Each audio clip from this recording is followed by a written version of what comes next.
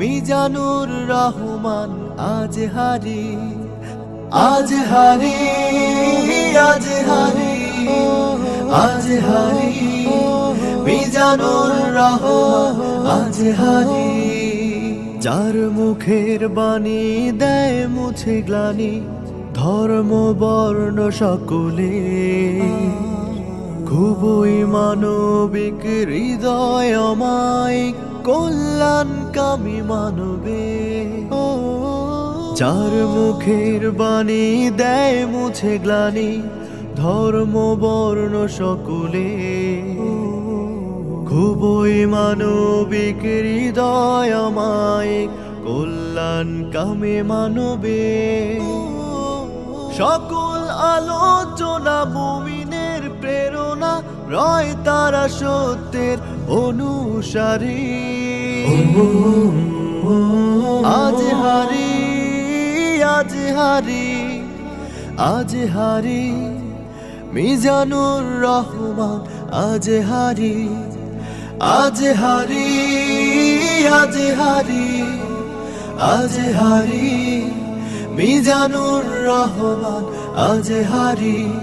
نحمده ونصلي على رسوله الكريم أما بعد فأعوذ بالله من الشيطان الرجيم بسم الله الرحمن الرحيم وما آتاكم الرسول فخذوه وما نهاكم عنه فانتهوا واتقوا الله إن الله شديد العقاب صدق الله العظيم رب اشرح لي صدري ويسر لي أمري واحلل عقدة من لساني يفقه قولي guardian research ফাউন্ডেশনের আয়োজনে international convention hall বসুন্ধরায় আজকের এই ইসলামিক কনফারেন্স 2025-এ যারা উপস্থিত হয়েছেন তাদের সবাইকে জানাচ্ছি আন্তরিক শুভেচ্ছা এবং অভিনন্দন। আহলান ওয়া সাহলান ওয়া মারহাবান বিকুম ফি হাযাল লিকা আত-তাইয়্যিব আল মুবারাক। আশা করছি আপনারা সবাই ভালো আছেন, সুস্থ আছেন, নিরাপদে আছেন এবং আল্লাহ তাআলার কাছে দোয়া করি এবং কামনা করি যে আল্লাহ তাআলা আপনাদের সবাইকে ভালো রাখুন, সুস্থ রাখুন, নিরাপদে রাখুন এবং ঈমানের সাথে রাখুন। আমরা শুরুতে আল্লাহ রাব্বুল ইজ্জা ওয়াল জালালের দরবারে লাখো কোটি শুকর এবং সুজুদ জ্ঞাপন করছি যে আল্লাহ তাআলা আমাদেরকে আজকে এরকম চমৎকার একটি পরিবেশে কিছু দিনই কথা শুনবার সুযোগ করে দিয়েছেন। আমরা সবাই পড়ছি কালিমাতুশ শুকর আলহামদুলিল্লাহ। আল্লাহ তাআলার শুকরিয়া জ্ঞাপনের পাশাপাশি আমি আজকের এই প্রোগ্রামের অর্গানাইজিং কমিটি গার্ডিয়ান রিসার্চ ফাউন্ডেশনকে অন্তরের অন্তঃস্থল থেকে ধন্যবাদ জানাতে চাই, শুভেচ্ছা জানাতে চাই, যারা দীর্ঘদিন অনেক প্ল্যান প্রোগ্রাম করে আজকে এই চমৎকার প্রোগ্রামটির আয়োজন করেছেন। আজকের এই প্রোগ্রামে উপস্থিত আছেন বাংলাদেশের স্বনামধন্য শিক্ষাবিদ, চিন্তক, গবেষক, স্কলার্স, এন্টারপ্রেনার্স, ব্যবসায়ী, সাংবাদিক বন্ধুরা, মিডিয়া কর্মী, ভলান্টিয়ার্স।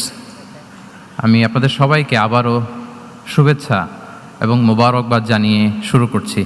সম্মানিত সুধী, আপনারা সবাই কেমন আছেন? আলহামদুলিল্লাহ, আমরা সবাই ভালো আছি।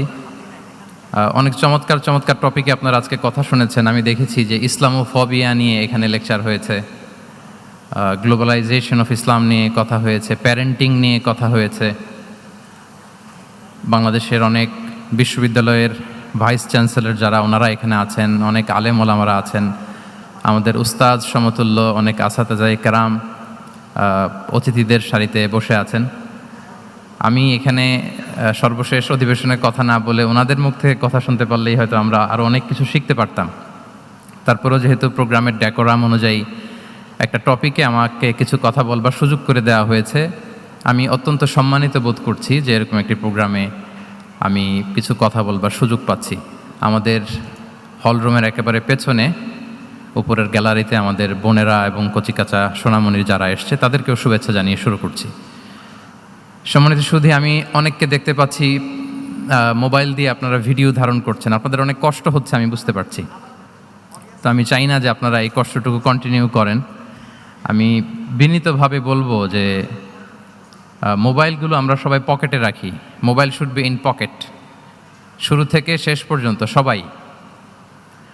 আসলে এরকম ইনডোর সেশনে কথা বলার সুযোগ আমাদের খুব হয় না। দেশের বাইরে আমার কিছু এক্সপিরিয়েন্স আছে, দেশে আমরা শুরু করছি ধাপে ধাপে। তো এই যে দিনী হালাকাগুলোতে 1-to-1 ব্রেইন টু ব্রেইন কানেক্টিভিটিতে বেশি ফায়দা হয়। এই ইন্টারেকশনে অনেক কিছু শেখা যায়, জানা যায়। মোবাইলে স্ক্রিনে তো সবসময় দেখা যায়, ইউটিউবে সার্চ দিলেই যে কোনো বক্তার আলোচনা আমরা চাইলেই শুনতে পারি, কিন্তু যখন আমরা সরাসরি ইন্টারেকশন করব eye to eye, brain to brain, তখন আমার মনে হয় মোবাইলগুলো ব্যবহার না করে আমরা যদি সরাসরি নিজেরা কানেক্টিভিটি বাড়াই, ইন্টারেক্ট করি, এটা বেশি ভালো হয়। এজন্য শুরুতেই আমি অত্যন্ত বিনয়ের সাথে অনুরোধ করে রাখব, সবাই আমরা মোবাইলগুলো পকেটে রাখি। ভিডিও ধারণ করবার প্রয়োজন হলে এখানে অথরাইজড মিডিয়ার লোকজন আছেন। 21 টিভি এটা লাইভ কভার করছে। আরও আমাদের অথরাইজড কিছু ভাইরা এখানে স্টিল পিকচার নেয়া, তারপর সংবাদ চ্যানেলের জন্য ভিডিও নেয়া, এটা করছে। ওনারা ছাড়া আমরা কেউ যেন মোবাইল ব্যবহার না করি, আমি বিনীত অনুরোধ রাখব। এত অ্যানাউন্সমেন্ট দেওয়ার পরেও তারপরও কিছু ভাই খুব দায়িত্বশীলতার সাথে ভিডিও করেই যাচ্ছেন, মাশাআল্লাহ। আমরা কি আজকে এই যে বসুন্ধরার নবরাত্রি হল, এখানে 1 ঘন্টার জন্য কি এটাকে মোবাইল ফ্রি জোন বানাতে পারি নাকি আমরা চাইলে? হ্যাঁ, পারবো ইনশাআল্লাহ। সবাই আওয়াজ করে বলি তো ইনশাআল্লাহ। জি, mobile should be in pocket. এটা অনেক ডিস্টার্ব করবে। আপনি এরকম এই যে লাইভ করবেন, ভিডিও করবেন, আপনার পেছনের যে ভাই বসে আছেন তাদেরকে ডিস্টার্ব করবে। বরং আপনি আমার দিকে তাকান। আর আমাকে আলহামদুলিল্লাহ বেশ লম্বা সময় দেয়া হয়েছে। আর আপনারা এখানে সবাই খুব ব্যস্ত, আপনাদের ব্যস্ততা মুখর মূল্যবান সময়গুলো থেকে স্যাক্রিফাইস করে আপনারা এসছেন। ঘণ্টাখানিক যদি আমরা একটা টপিকের উপর কথা বলি, আমার মনে হয় আমরা 1-to-1 কানেক্টিভিটি করি। মাশাআল্লাহ, এই তো সবাই মোবাইল পকেটে রেখে দিয়েছেন, মাশাআল্লাহ, তাবারাকাল্লাহ, আলহামদুলিল্লাহ। আমি হলের মধ্যে কোনো মুভমেন্ট যাতে না হয়, কারণ যখন আলোচনায় ঢুকে যাব আমি চাইবো যে টপিকটা শুরু করে দিয়ে শেষ করে দিতে। এই যে মাঝখান দিয়ে ওঠা বসা, হাঁটা চলা, no movement is allowed in the hall room. I request again, আমি আবারও বলছি, আমরা যেন কোনো চলাফেরা মুভমেন্ট না করি হলের মাঝখানে। সবাই বসে যাই মেহেরবানি করে। যারা ভিডিও ধারণ করছেন শুধু ওনারাই মুভমেন্ট করবে ইনশাআল্লাহ বিইذনিল্লাহ। সবাই বসে যাই। সম্মানিত সুধী, ইনডোর হল রুমে কথা বলতে আমি খুব স্বাচ্ছন্দ্য বোধ করি, কারণ মাঠের প্রোগ্রামের আমাদের কিছু ব্যাড এক্সপিরিয়েন্স আছে। গত বছর 8টা বিভাগে 8টা প্রোগ্রাম করার সুযোগ আমার হয়েছিল। তো সেখানে যেটা হয়, লক্ষ লক্ষ মানুষের মিলন মেলা হয়, এত ক্রাউড হয়, সেখানে বসুন বসুন, থামুন, শান্ত হন, এগুলো বলতে বলতে আধা ঘন্টা চলে যায়। কিন্তু ইনডোর প্রোগ্রামে আলহামদুলিল্লাহ সবাই খুব মনোযোগ দিয়ে একটা সুন্দর পরিবেশে কথা শুনবার সুযোগ হয়। সো এই যে পুরো এনভায়রনমেন্ট, এটাকে আমরা যেন কাজে লাগাই। আমরা শুরু করছি। আমি যে টপিকটা নিয়ে আজকে আলোচনা করব সেটা হচ্ছে prophetic mindset through the lens of সিরা or through the lens of সুন্নাহ। নববী মনস্তত্ত্ব সিরাতের আয়নায় রাসূল সাল্লাল্লাহু আলাইহি ওয়াসাল্লাম, ওনার মাইন্ডসেট কেমন ছিল? মাইন্ডসেট শব্দটার সাথে আমরা মোটামুটি পরিচিত না সবাই, কি বলেন? আমি কিন্তু মাঝে মাঝে জিজ্ঞেস করব যদি আপনারা অনুমতি দেন, আর প্রশ্ন করার পরে যদি আপনারা উত্তর দেন তাহলে আমি বুঝবো যে খুব বুঝতেছেন আপনারা আমার আলোচনা, ধরতে পারতেছেন পয়েন্টগুলো। মাইন্ডসেট শব্দটার সাথে আমরা পরিচিত কিনা সবাই? মাইন্ডসেট মানে কি? মনস্তত্ত্ব, তাই তো? মনস্তত্ত্ব, মানুষের মেন্টাল অ্যাটিটিউড, সে যেভাবে ভাবে, যেভাবে চিন্তা করে, একটা মানুষ তার চারপাশের জগৎটাকে যেভাবে দেখে, যেভাবে ভাবে, যেভাবে চিন্তা করে এবং যেভাবে সে সিদ্ধান্ত নেয়, এটাকে বলে তার mindset, the way of thinking. তো রাসূলুল্লাহ সাল্লাল্লাহু আলাইহি ওয়া আলিহি ওয়াসাল্লামের মাইন্ডসেট কেমন ছিল?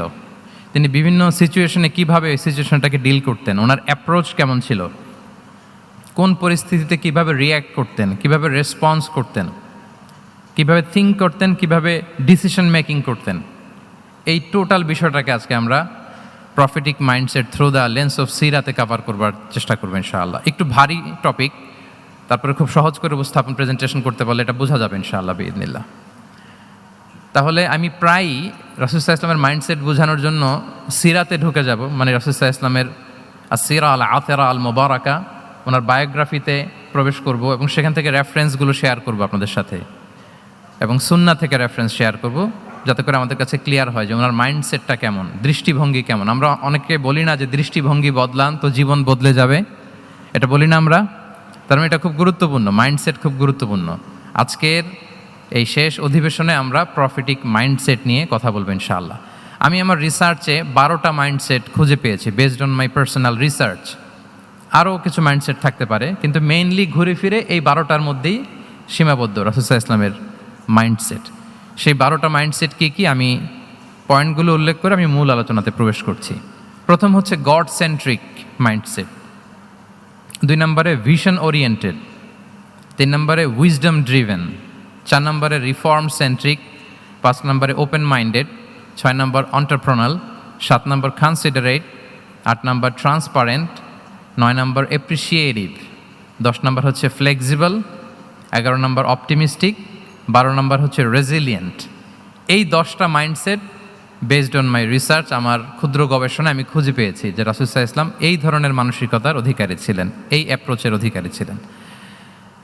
তো এই 12টা পয়েন্টে যদি 5 মিনিট করেও কথা বলি তাহলে 5-12 প্রায় 60 মিনিট, 1 ঘন্টা। তো আপনাদের কি ধৈর্য কুলাবে 1 ঘন্টা সময় ব্যয় করা? আল্লাহু আকবার, মাশাআল্লাহ, তাবারাকাল্লাহ। তো আমরা শুরু করি, দেখি কতটুকু আপনারা এনজয় করেন। প্রথম যেই মাইন্ডসেটটা নিয়ে আমরা আলোচনা করব সেটা হচ্ছে গড সেন্ট্রিক মাইন্ডসেট বা আল্লাহ সেন্ট্রিক মাইন্ডসেট। অর্থাৎ রাসূল সাল্লাল্লাহু আলাইহি ওয়াসাল্লাম যে কোনো কাজে তিনি আল্লাহ তাআলাকে ফিল করতেন, আল্লাহ তাআলাকে তিনি অনুভব করতেন, ফিল করতেন। সব কিছু ছিল আল্লাহ তাআলা কেন্দ্রিক।